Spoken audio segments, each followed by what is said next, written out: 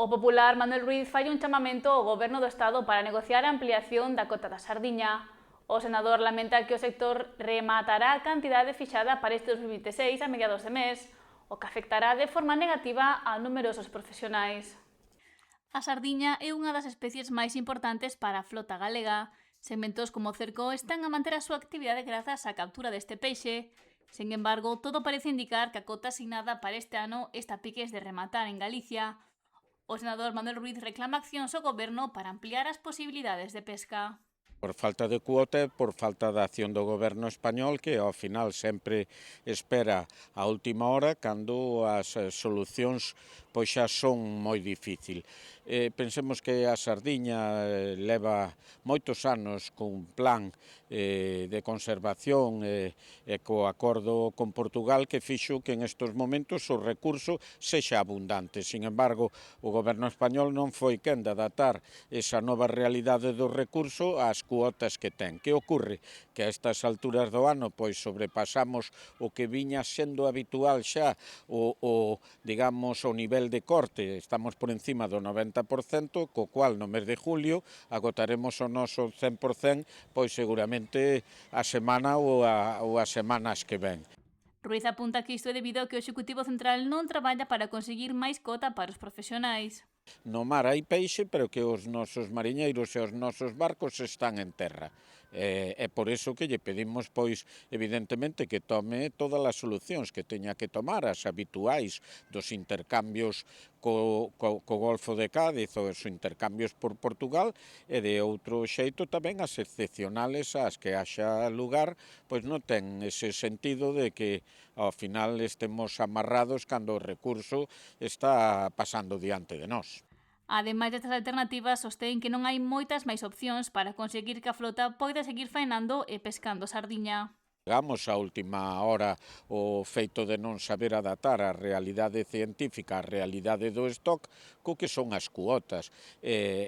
Para o ano 27 esperemos que tamén podamos chegar a un acordo con Portugal máis ventaxoso que o actual, que é dun 60% con moitísimas menos embarcaciones para Portugal e un 40% para as embarcacións españolas, non? Pero o importante é o ter esa capacidade de seguimento e de reacción que faga que cando un recurso mudou o que é a súa problemática de fai 10 anos que a problemática actual, pois que seamos quen de poder adaptarnos e poder ir ao mar a pescar ese peixe. Tamén está no foco a compra de cota que fan algúns armadores galegos a profesionais do Golfo de Cádiz, opción criticada por parte do sector galego. Non ten moito sentido que exista esa componente, non? Pero esa é unha realidade que hai que cambiar precisamente co diálogo entre autonomías, co diálogo co goberno, porque se nós o estamos pasando mal tamén é unha realidade que o sector no Golfo de Cádiz o está pasando mal. Entonces eso ven dunha situación anterior que a nosa xente do mar pois nos parece que hai que solucionar, pero lóxicamente para que un perda dereitos e outros os gane só pode ser baixo a base do diálogo entre todos. Ruiz afirma que o futuro desta especie e do sector pasa pola capacidade de diálogo do goberno español, tanto nas negociacións con Europa e Portugal como no reparto nacional.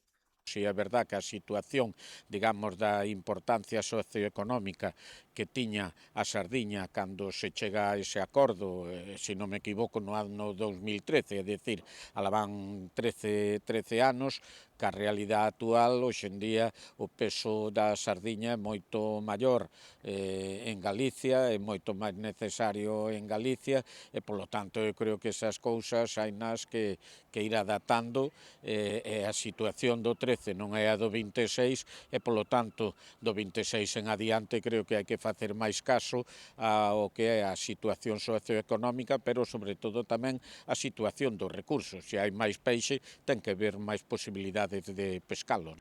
Un dos segmentos máis prexudicados sería o cerco, xa que a sardiña é a especie máis importante que captura. A súa falta marcaría a súa actividade, xa que de outros peixes que captura, como o suelo ou a xarda, tamén hai pouca cota.